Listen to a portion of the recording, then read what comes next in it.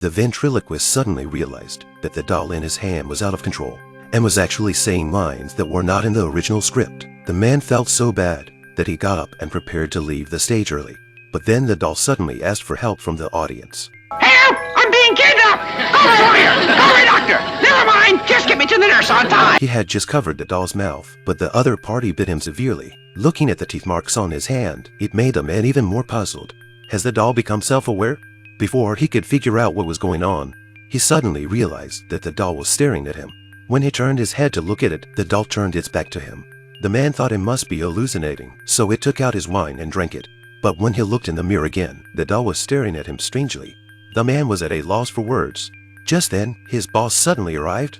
Seeing that he was still drinking, the boss immediately went up to him and scolded him, saying that he was paranoid because he drank all day long. Then he grabbed the doll and angrily scolded him that it was just a delicate piece of broken wood, telling him not to scare himself. After that, he urges the man to get him ready for the next performance. Seeing that the boss didn't believe that the doll had come to life at all, he planned to get a new one on stage. The boss didn't reject his decision. After all, it didn't matter which doll he used, as long as he made sure the audience enjoyed it. So he rehearsed with the new doll in front of the mirror. The two were getting along quite well. And just as Jack was about to take a break when he realized that the old doll, which had been lying on the couch, had somehow Saturday up and was even scowling at him, as if he were mocking him for not daring to take it on stage with him. This instantly made Jack very angry, picked up the makeup mirror on the table and threw it out. Luckily, Jack's performance with his new doll was perfect, and he even interacted with the backup dancers happily after the show. Jack decided to perform with his new doll from now on. Then he picked up the old doll and was going to destroy it. Your next booking is in the fireplace. Then he threw it into a box.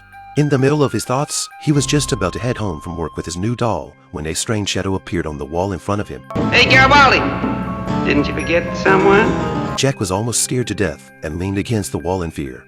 At that moment, a female co-worker happened to pass by. Jack was already terrified and rushed to her for help, but he didn't know how to explain what had just happened. The man clutched the woman tightly and did not want to let go. The female co-worker thought she was going to plot against her, so she hurriedly and frantically got rid of his tugging and turned around and ran without looking back. The man was in despair. At that moment, the doll's horrible laughter once again rang in his ears. Jack's spirit was completely broken.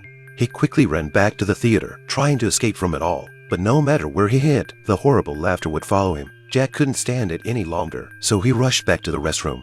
He took the dolls out of the wooden box and vented his anger. I don't know how long he smashed the dolls until there was no sound around him. Then he stopped. But when he turned on the light, he realized that what he had smashed was the new doll. The scene in front of him immediately made Jack panicked. While he was still in a daze, he saw the weird doll sitting on the sofa again, staring at him with a bloodthirsty face. The man realized that the doll in front of him might have really come to life. Then he slowly walked over to the doll as if he was being manipulated and asked him suspiciously why he had become conscious. However, the doll's answer surprised him. You poured words into my head. You moved my mouth. You stuck out my tongue. You jerk. Don't you get it? You made me what I am today. Sure. He laughed like a madman. Jack silently bowed his head, seemingly resigning himself to his fate. The scene changes and the two of them are once again working together. But this time, both of their identities have changed. Jack has become a manipulated puppet. This is the 1959 American thriller The Twilight Zone season.